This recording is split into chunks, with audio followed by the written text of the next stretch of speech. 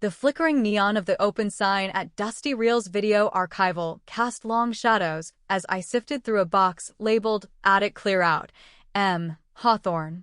It was mostly my late grandmother's collection. Tucked beneath a pile of moth-eaten scarves, I found a scratched DVD. The label, in my mother's immaculate cursive, read, Academic Decathlon State Finals and Savannah's Equestrian Gala 2012. I should have tossed it. Instead, I paid the kid at the counter $10 to digitize it onto a thumb drive. My name is Eleanor, my teenage voice crackled from my laptop speakers later that night, and that digital ghost reminded me precisely why I'd spent the last 12 years carving out a niche for myself, far from a family who only ever saw one star in their sky. And the winner of the California State Academic Decathlon, securing a full scholarship to Stanford, is Eleanor Vance. The pixelated footage showed a gangly 17-year-old Eleanor shuffling towards a podium, clutching a research paper on theoretical astrophysics. The camera, held by my father, wobbled, then abruptly swerved to the far end of the university hall where my sister, Savannah, was expertly guiding her prize-winning mare, Starlight, through a dressage practice for the upcoming equestrian gala. Penelope, just look at Savannah's posture. She's a natural. That girl's going to be the toast of the hunt club tomorrow. My father's voice, Richard, boomed. My moment of triumph dissolved into the ambient noise of his admiration for his other daughter. I hit pause, my finger hovering over the delete key, but a morbid curiosity kept me tethered. The next segment was entirely devoted to Savannah's gala. The camera was rock steady, capturing every graceful canter, every perfectly aligned jump, every dazzling smile as Savannah, adorned in a custom riding habit worth more than my first car, accepted the Rising Star trophy. My parents' applause was a thunderclap that drowned out the polite clapping of the other attendees when she was merely a runner-up for the main prize. You'd think she'd secured an Olympic bid from their reaction. That's my champion. Richard's voice, thick with pride. Our little luminary. My own substantial academic trophy, briefly visible on a catering table behind them, was just a smudge in the background before the recording ended in static. I was staring at the screensaver when my phone chimed. A group text from Mom. Family dinner at the Sterling Spoon tonight, 7 p.m. Wonderful news about Savannah. Don't be late, Ellie. Of course. It was always about Savannah. My gaze drifted to my work laptop. An unread email from Novatech Dynamics, the aerospace research firm I'd been aggressively pursuing, sat in my inbox. It contained either the job offer of a lifetime, leading a deep space probe initiative, or a polite rejection. I already knew better than to even hint at it over Coke Ovin. The conversation would inevitably boomerang back to Savannah's latest triumph. My neighbor, old Mr. Abernathy, was pruning his prize-winning roses when I stepped out into the crisp San Francisco air. He took one look at my expression and lowered his shears. Pulled an all-nighter wrestling with those quantum equations again, Eleanor? He asked, his kindly eyes crinkling. Just some old family footage, I managed, forcing a smile. Nothing significant. He nodded, his perception as sharp as his shears. The ones where the lens always seemed to magnetize towards your sister, even when you were launching rockets in the Science Olympiad. I stopped. You recall that? Hard to miss, dear. Your parents chronicling every ribbon Savannah won at a pony club, while you were busy securing patents for, well, things I still don't understand, but sounded mighty important. He shook his head. Never seemed quite equitable to me.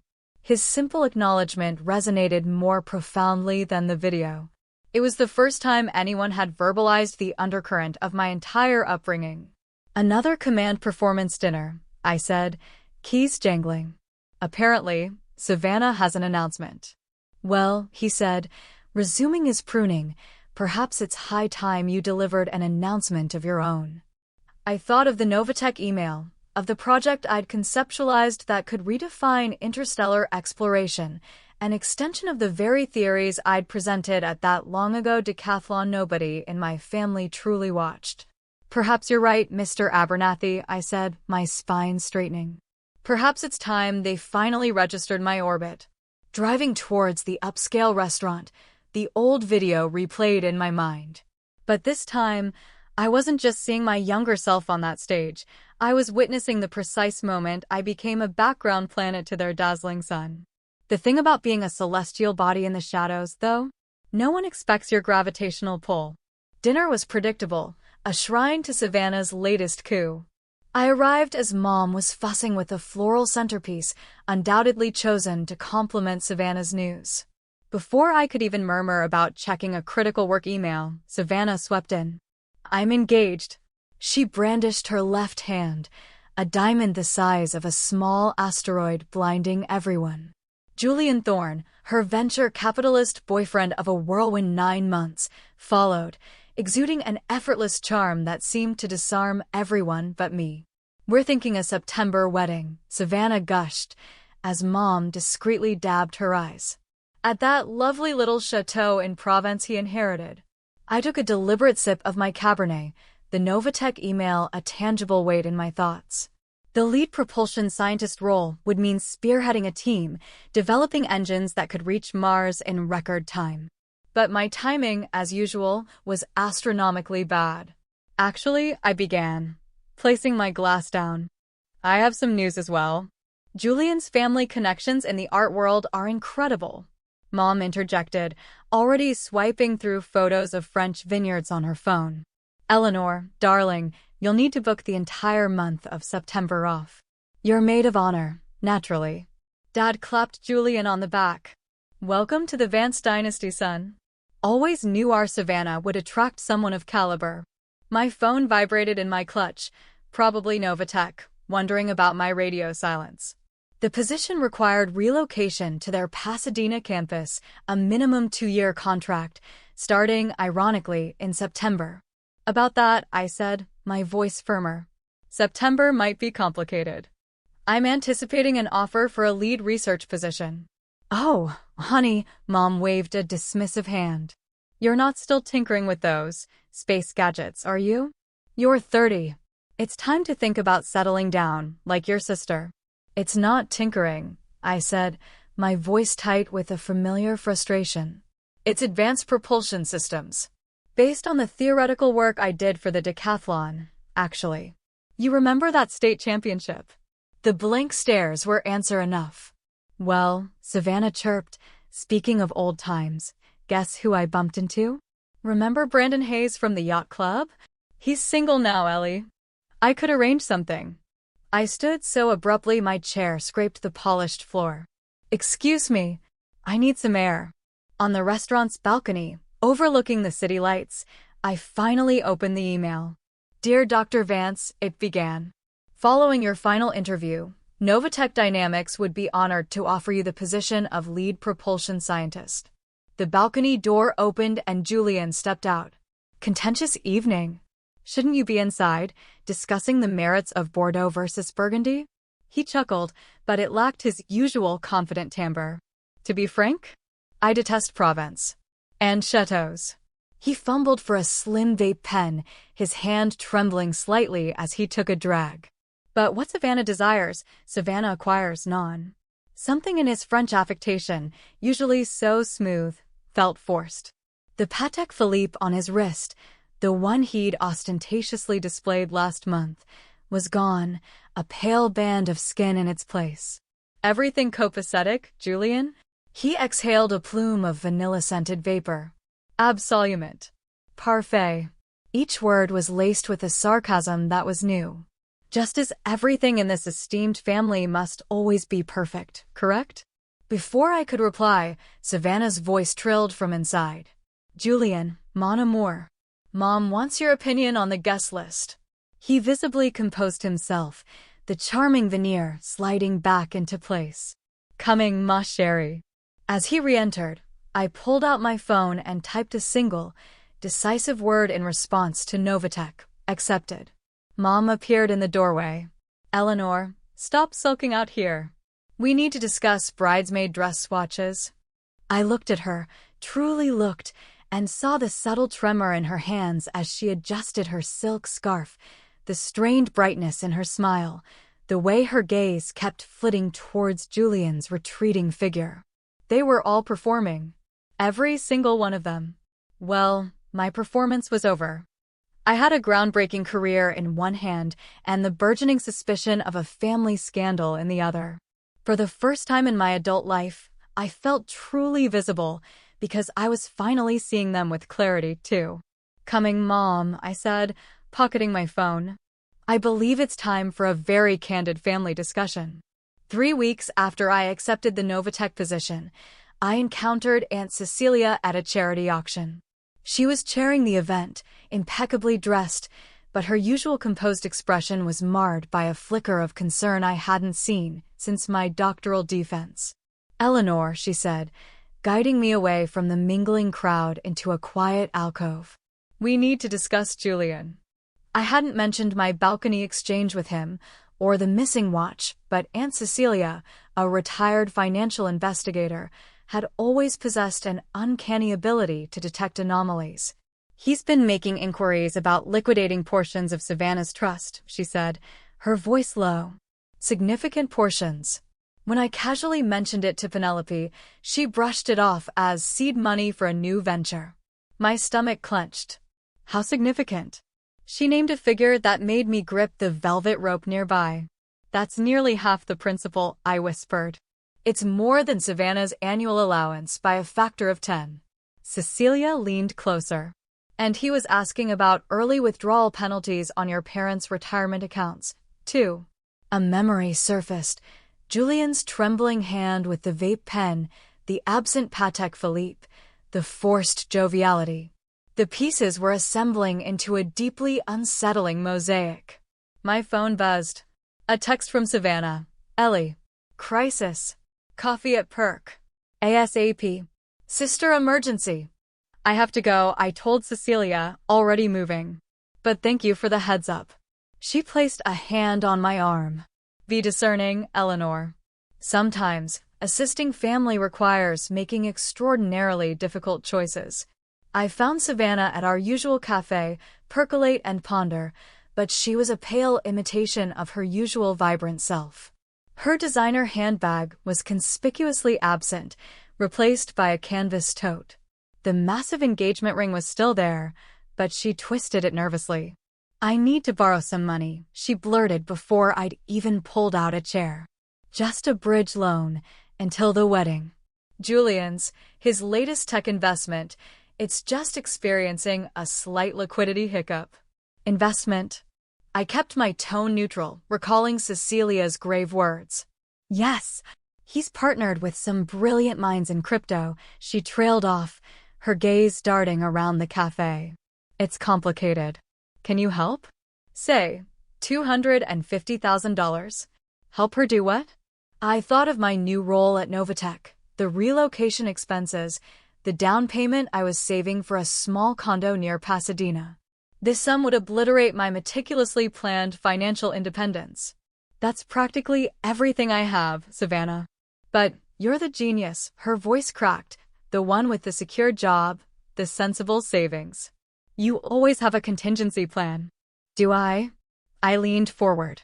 "Because from my perspective, I'm merely the invisible sister, expected to materialize funds when the golden child's fairy tale hits a snag." Her face crumpled. "You don't understand. Julian said if these backers don't see a return soon, then," she clapped a hand over her mouth, "but the damage was done." My phone buzzed again. An encrypted message from an unknown source. "Advise your sister her fiancé's grace period is expiring. Mr. Thorne understands the established consequences for default." I showed it to Savannah. Her carefully applied foundation couldn't hide her sudden pallor. "Who are they?" I demanded. She shook her head, gathering her tote. "I shouldn't have come. Forget I mentioned it." "Savannah, wait." But she was already fleeing, leaving behind a crumpled napkin. I smoothed it out, a claim ticket from a high-end pawnbroker for one Patek Philippe wristwatch. That evening, I sat in my parked car across from my parents' stately home, watching Julian's sleek Tesla glide into the driveway. He fumbled slightly with the charging port, his hands unsteady as he checked his phone. Through the bay window, I could see Mom and Dad greeting him with their usual effusive warmth, while Savannah hovered in the background, a ghost of her former effervescence. My own phone lit up. A follow-up from Novatech, early start. An urgent R&D phase has opened. Position available for immediate onboarding if you can accelerate your timeline. I considered the job, the move south, the clean break. Then I thought of Savannah's trembling hands, Mom's forced gaiety, Dad's proud, oblivious beam at Julian.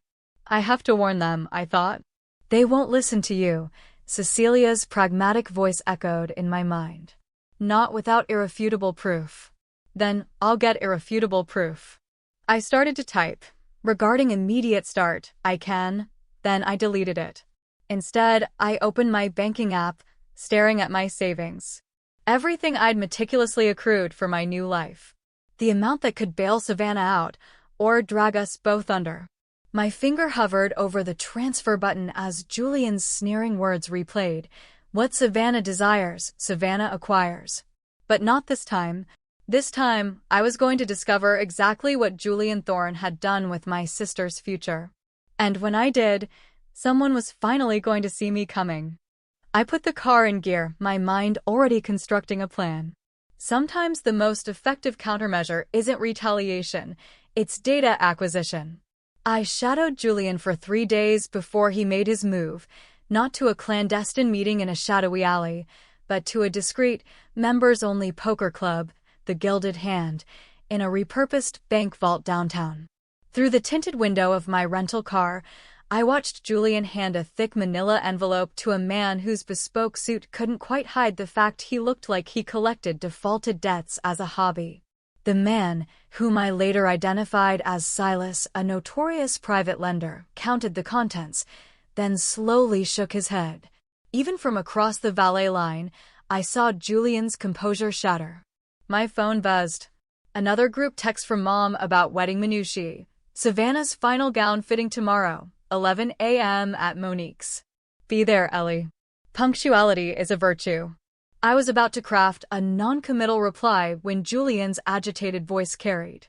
I'll secure the rest. I just require a little more runway. Silas's response was inaudible, but Julian recoiled as if struck.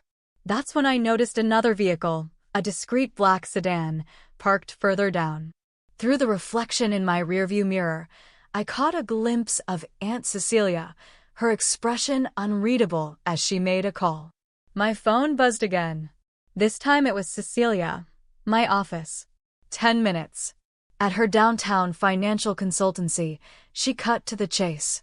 Julian Thorne is leveraged up to his eyeballs with unregulated lenders. Serious ones.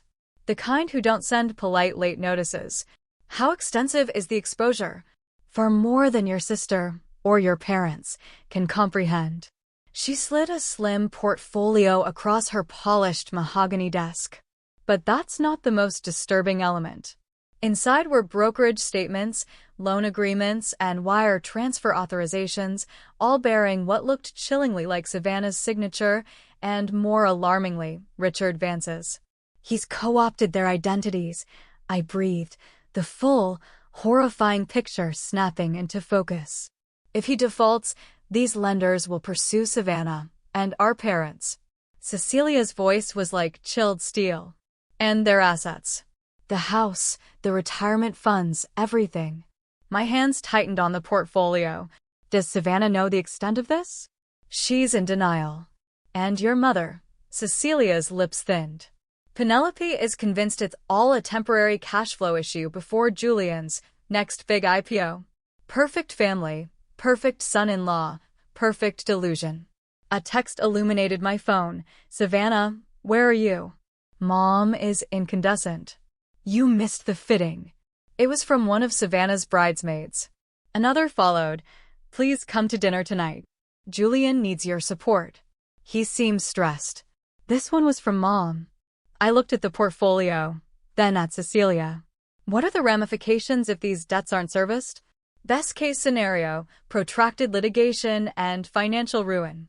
Worst case, she met my gaze squarely. Individuals like Silas start making house calls to your parents' address instead of meeting at private clubs. My phone buzzed insistently. Novatech Dynamics. Urgent. Project Skyleap requires an immediate decision on the accelerated start. Position must be filled by end week. The job. Pasadena. A new life. Or this. I have to tell them, I said, the words feeling heavy. They'll dismiss it as alarmism, Cecilia said gently. Not without incontrovertible evidence. Then I'll acquire it. I stood, my decision solidifying.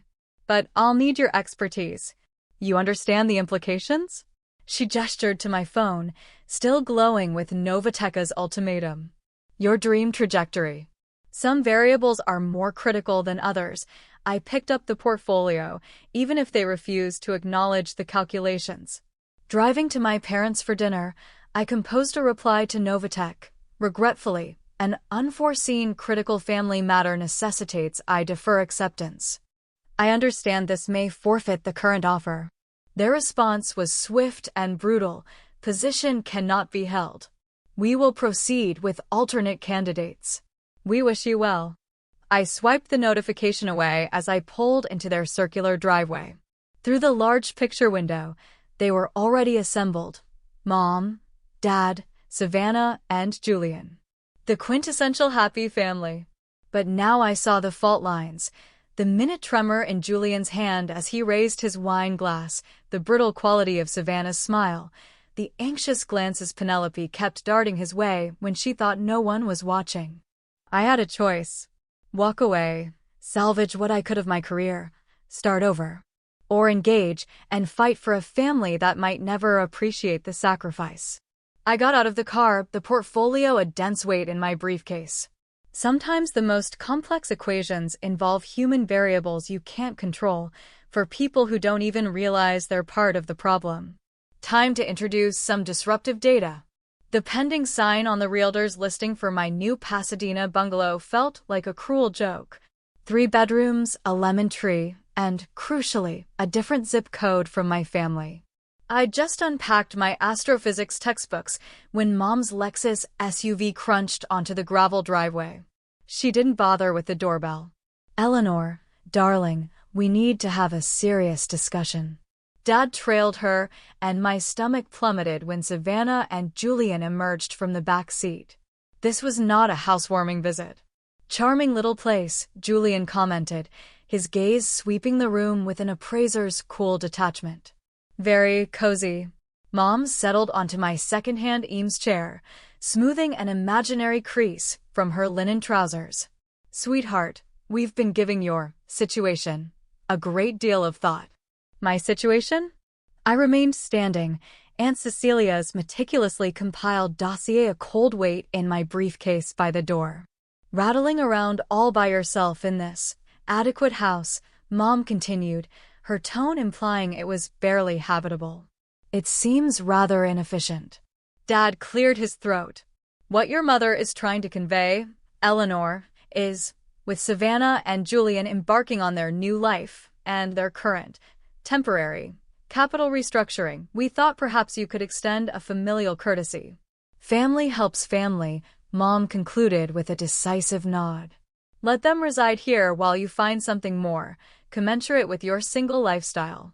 The word commensurate hung in the air like a toxic gas. You want me to give them my house? My voice sounded thin, alien.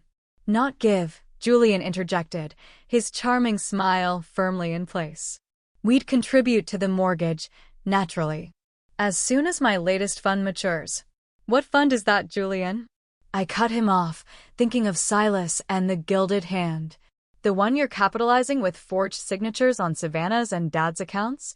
The room fell into a stunned silence. Julian's smile flickered, the charm cracking at the edges. Eleanor. Mom gasped, scandalized. How dare you make such baseless and venomous accusations? But I noted Savannah hadn't uttered a sound. She stood near the window, arms crossed tightly, staring at the overgrown bougainvillea.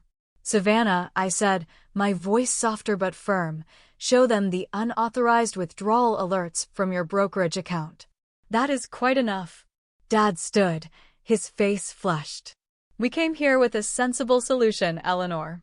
You're nearly 31, unmarried, pouring all your energy into that esoteric lab work. This arrangement offers stability for everyone. I walked to my briefcase, retrieved Cecilia's portfolio. Like these arrangements offered stability, Julian moved with surprising speed, snatching the portfolio before I could open it. This is private family business. It became my business when you started systematically dismantling my sister's financial security and implicating my parents in your fraudulent schemes. Dismantling. Mom laughed, a brittle, unconvincing sound. They're planning a wedding at a magnificent chateau in Provence. There is no chateau reservation, I stated flatly. Is there, Julian? The deposit was never paid because the funds were diverted. His face went ashen. Savannah made a small, choked sound by the window. The non-refundable deposit, she whispered. You swore you wired it last Tuesday. Sherry, I can explain everything. Explain what precisely? I pressed. The predatory loans? The forged power of attorney documents? Or your clandestine meeting with Silas at the Gilded Hand? Julian's charm evaporated, replaced by a snarl. You've been investigating me? Someone had to protect my sister and my parents, since they were too blinded by your facade to see the impending financial implosion. Eleanor Vance. Mom was on her feet, trembling with indignation. You will retract those slanderous statements immediately. No, the word, though quiet, was unequivocal. I'm done retracting the truth to preserve your illusions. Then you give us no alternative, Dad said, his voice cold. Either you demonstrate your familial loyalty by accommodating your sister and Julian in this property, or what? I challenged, meeting his gaze. Or you are no longer considered a member of this family. The ultimatum resonated in the sudden quiet. I looked at each of them. Mom's rigid disapproval, Dad's stern judgment, Julian's barely suppressed panic, and finally, Savannah, still a silent, self-hugged figure by the window. I thought about the portfolio Julian clutched the damning evidence. About the years of being the overlooked daughter, my achievements minimized, while Savannah was groomed for a life that was now crumbling under Julian's deceit. You're correct, I said, my voice surprisingly steady. I'm not part of this family. I haven't been for a very long time. I walked to the front door and opened it wide. Leave my house. All of you. Ellie, please, Savannah finally spoke, her voice a mere thread. When you're ready to confront reality, Savannah, I told her, not unkindly, you know where to find me. But until then, I'm done participating in this charade. They filed out, Julian still gripping the portfolio. I wasn't concerned. Aunt Cecilia had multiple encrypted copies. As their cars retreated down the street, I saw Mr. Abernathy on his porch next door. He raised his morning coffee mug in a silent, knowing salute. Sometimes, strategic isolation is preferable to maintaining alliances with those invested in your compromise. 3 days after the disastrous house visit, Savannah appeared on my doorstep, a deep bruise purpling her cheekbone, her hands shaking uncontrollably. He's unhinged, she stammered. The men, the ones he owes, they came to the penthouse. They ransacked it. I pulled her inside just as a black Escalade with tinted windows cruised slowly past my bungalow for the 3rd time that morning. Savannah visibly flinched. Mom and Dad, they still don't believe the extent of it, she said, sinking onto my sofa. They think I'm being hysterical, that I must have provoked him. Before I could formulate a response, my encrypted phone buzzed. Aunt Cecilia, Julian just attempted to wire the remaining balance from your parents' primary brokerage account offshore. Transfer blocked. Accounts frozen. Another message followed. Law enforcement is now involved. This is escalating rapidly. I showed Savannah the messages. She didn't weep. Something far more unsettling occurred. She laughed, a dry, rasping sound that chilled me. Do you know what Mom said when I first showed her the unauthorized loan statements? Savannah's voice was eerily devoid of emotion. She said I needed to be more supportive. That all successful men face financial pressures. My doorbell chimed, a sharp, insistent sound. Through the peephole, I saw two men in expensive, ill-fitting suits. Not law enforcement. Their posture was too predatory. One of them was Silas from the Gilded Hand. "Miss Vance," one of them called out, his voice muffled but firm. "We need to discuss Mr. Thorne's outstanding financial obligations." Savannah grabbed my arm, her nails digging into my skin. I steered her towards the back kitchen door, but headlights suddenly swept across the windows. They had the property surrounded. My phone buzzed again. "Mom, how dare you poison Savannah's mind against Julian? He says you're spreading malicious falsehoods with Cecilia. We raised you to be loyal." "There's something else," Savannah whispered, as the knocking at the front door intensified. "Julian, he used your identity too. On some of the secondary, high-interest loans." The world seemed to tilt. "What?" "He found your old graduate school financial aid forms in Mom's study," she said, her voice barely audible. "Said since you had an impeccable credit rating and no dependents." The knocking escalated to pounding. My phone lit up with an alert from my credit monitoring service. Multiple inquiries and newly opened lines of credit I'd never authorized. Payments were already flagged as delinquent. "Authorities are en route," Aunt Cecilia texted. "But your credit profile has been severely compromised. They're likely placing a fraud alert, which will freeze your access to funds." The back door handle rattled violently. Another suit, a younger, bullier version of Silas, peered through the glass. "Ms. Vance?" The voice from the front was harder now. "Don't make this an unnecessarily complicated resolution." I grabbed Savannah's hand and pulled her towards the narrow basement access. There was a small, grimy window well that led to the side yard. "If we could just—" The sound of shattering glass echoed from the living room upstairs. Heavy, purposeful footsteps followed. "You know what's truly ironic?" Savannah whispered as we huddled in the damp, musty darkness. "I always envied you. So brilliant, so self-sufficient. I was pathologically jealous." "We need to. But you were right all along," she continued, her voice finally breaking. "They never truly saw you. Just as they never really saw me. We were just interchangeable mannequins in their curated display of a perfect family." Footsteps on the wooden basement stairs. A powerful flashlight beam sliced through the oppressive dark. My phone illuminated one last time. "Dad, rectify this. Whatever damage you and Cecilia have inflicted on Julian's reputation, fix it. Or don't even think about returning to this family." The flashlight beam found us. Silas smiled, a predatory glint in his eyes. "Ladies," he said, his voice smooth as oiled steel, "let's have a pragmatic discussion about your family's consolidated debt portfolio." I rose slowly, deliberately positioning myself in front of Savannah. Through the tiny basement window, I could see Mr. Abernathy on his porch, phone pressed to his ear, his gaze fixed on my house. Distant sirens began to wail, growing closer. "You want to discuss liabilities?" I said, my voice surprisingly steady, buying crucial seconds. "Let's discuss how my family has been servicing its debts for generations. Some with currency, some with denial, some with a pathological need for external validation." Silas's smile wavered, just a fraction. "But my account is closed," I continued, the sirens now unmistakably approaching. "And I possess meticulously documented evidence of every fraudulent transaction, every forged document, every coercive threat." "You're bluffing," he said, but his eyes flickered towards the window as red and blue lights began to strobe against the side of the house. I thought of the encrypted drives Aunt Cecilia held in a secure bank vault, of the years of quiet victories and unacknowledged contributions, of the exorbitant cost of being the imperfect, analytical daughter in a family that worshipped superficial perfection. "Run the risk assessment," I said, as uniformed officers began to surround the bungalow. "I have absolutely nothing left to lose." "Sometimes, Reaching a financial and emotional nadir clarifies precisely what assets you truly possess.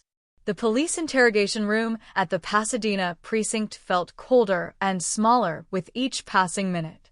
Across the worn Formica table, Detective Miller laid out the digital evidence Aunt Cecilia and I had compiled: encrypted loan agreements, offshore wire transfer attempts, surveillance, stills from the Gilded Hand. Julian Thorne was apprehended attempting to board a private jet to a non-extradition country at Van Nuys Airport, she stated, her expression unreadable. He's claiming you're the architect of this entire scheme, that you manipulated your sister, forged his name, and orchestrated the fraud to ruin him. A sharp rap on the door preceded my parents' dramatic entrance, their high-powered attorney, a Mr. Sterling, flanking them. This charade ends immediately, Dad announced, his voice resonating with patriarchal authority. Our daughter, Eleanor, will not be pressing any charges. I met his gaze, unflinching. Which daughter are you referring to, Dad? The one with the fractured orbital bone currently giving her statement in the next room? Or the one who repeatedly tried to warn you about the iceberg dead ahead? Mom stepped forward, her bespoke suit impeccable, but her eyes hollow. Eleanor, please consider the devastating impact this will have on the family's reputation. On the Vance name. Your reputation. Savannah's voice, though quiet, cut through the tension. She stood in the doorway, a hospital-issued ice pack pressed to her cheek, looking diminished yet resolute. That's your primary concern, isn't it? Savannah, darling, be reasonable, Mom began. No, Savannah walked to the table, picked up a loan document bearing her forged signature. This is Julian's handwriting when he's trying to be meticulous. He coerced me into signing blank forms, calling it diversifying our prenuptial asset portfolio. She laughed, a harsh, brittle sound. And when I finally confronted him with the bank alerts, he diversified my face. Mr. Sterling cleared his throat. Perhaps we could adjourn to a more private setting to discuss these unfortunate misunderstandings. No more private settings, I stated, retrieving my phone. No more carefully curated family narratives. I played the audio recording from my basement.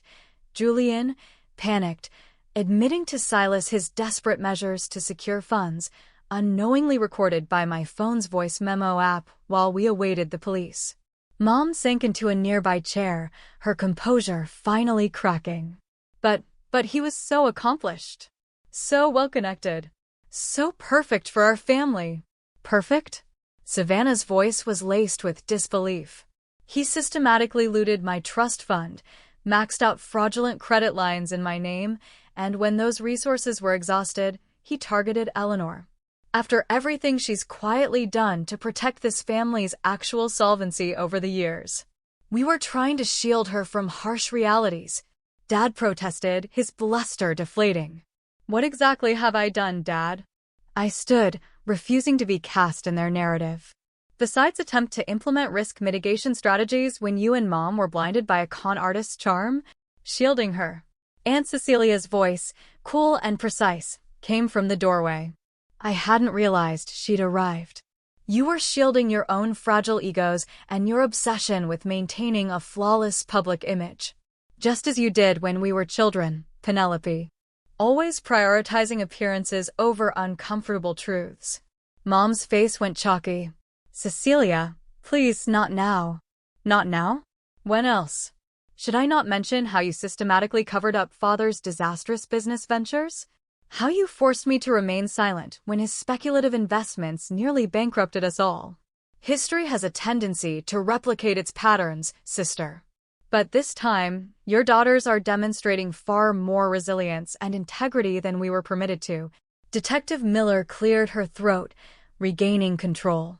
Mr. and Mrs. Vance, given the substantial evidence, the DA will be pursuing multiple felony charges against Mr. Thorne, including aggravated fraud, identity theft, and domestic battery. The pertinent question now is, will you finally offer your unequivocal support to your daughters? Or does the illusion of respectability still take precedence? The silence stretched, thick and suffocating. I watched my parents' carefully constructed world disintegrate, decades of denial collapsing under the undeniable weight of reality. I'll testify, Savannah said, her voice gaining strength. Against Julian. About everything. You'll be ostracized from polite society, Dad warned, a last, desperate volley. Good. I reached for Savannah's hand. We were never interested in polite society's approval. We craved parents who could see us. Authentically see us. Mom began to cry then, not the delicate, controlled tears of before, but racking, honest sobs. I didn't want to see, she whispered, her voice raw. Because seeing it all meant admitting I had failed. Profoundly. Again. You didn't fail by having imperfect, complex children, Aunt Cecilia said, her tone softening almost imperceptibly. You failed by relentlessly demanding an unsustainable illusion of perfection. Detective Miller gathered the evidence files. I'll require formal, detailed statements from both Ms. Eleanor Vance and Ms. Savannah Vance. It's Ms. Vance and Ms. Vance, Savannah corrected, squeezing my hand, a flicker of her old fire returning. And we are prepared to cooperate fully. As our parents departed with their attorney, their shoulders slumped in defeat, Mom paused at the door.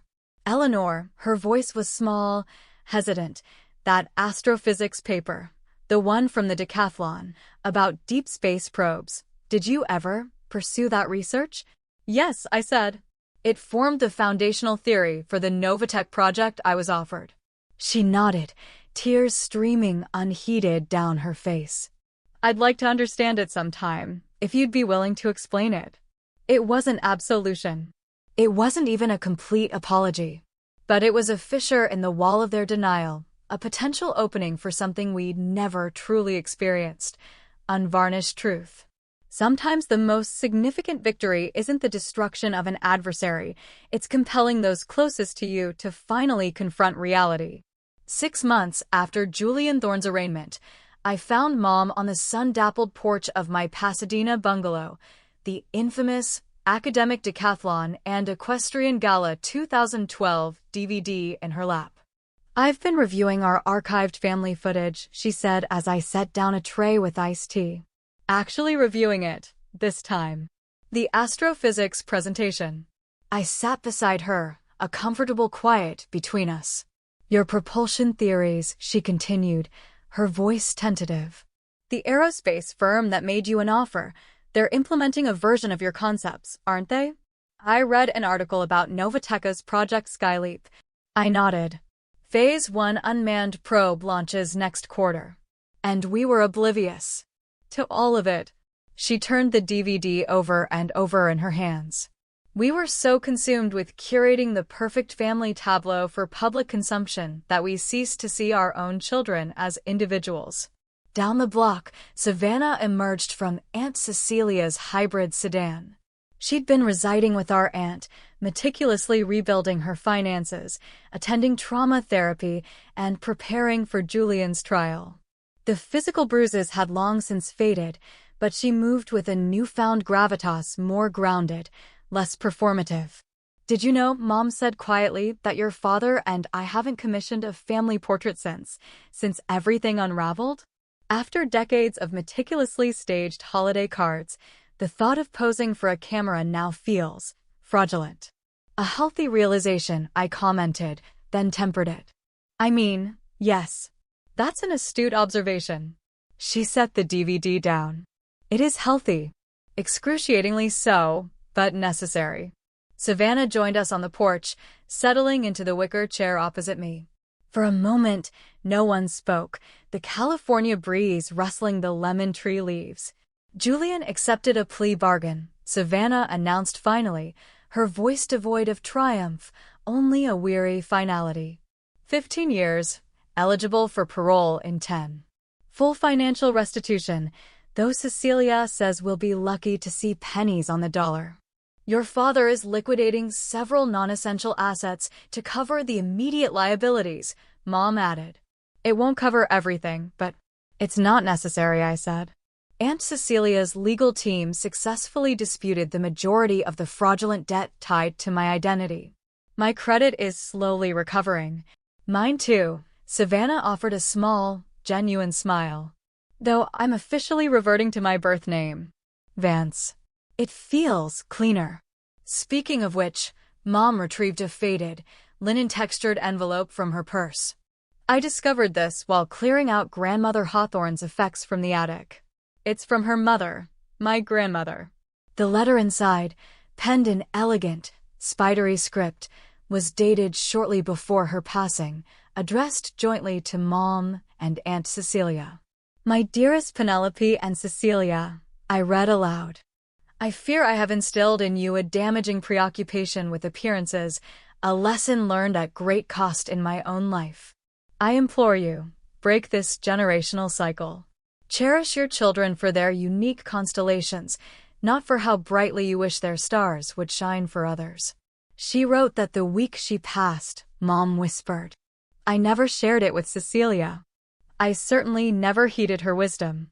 Instead, I perpetuated the very pattern she cautioned against. Mr. Abernathy, who had apparently relocated to Pasadena to be closer to his grandchildren, and, I suspected, to keep a benevolent eye on me, waved from his porch across the street. Standing beside him was a man I'd seen him chatting with lately, Daniel, a Caltech astrophysicist who'd attended a few of my guest lectures. He caught my eye and offered a warm, intelligent smile. You know, Savannah said, her gaze following mine, the concept of a perfect family is a fallacy. But authentic ones, those might actually be more valuable. Mom stood, brushing down her trousers.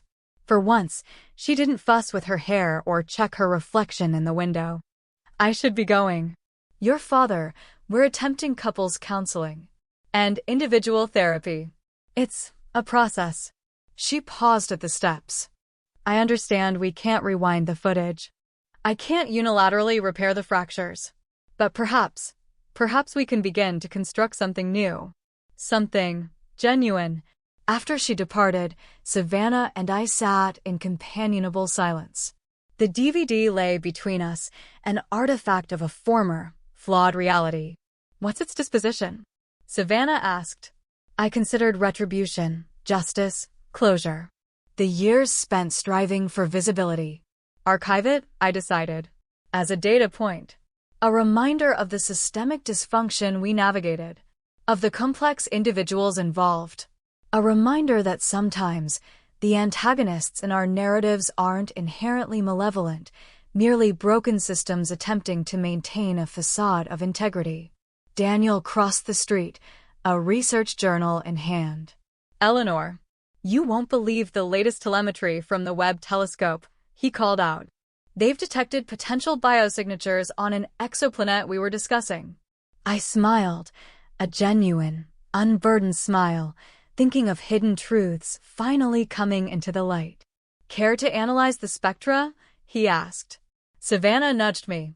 Go. I have some applications for graduate programs in forensic accounting to complete anyway. As I walked towards Daniel, I glanced back at our porch, at my sister, at the DVD, at the empty space where Mom had sat.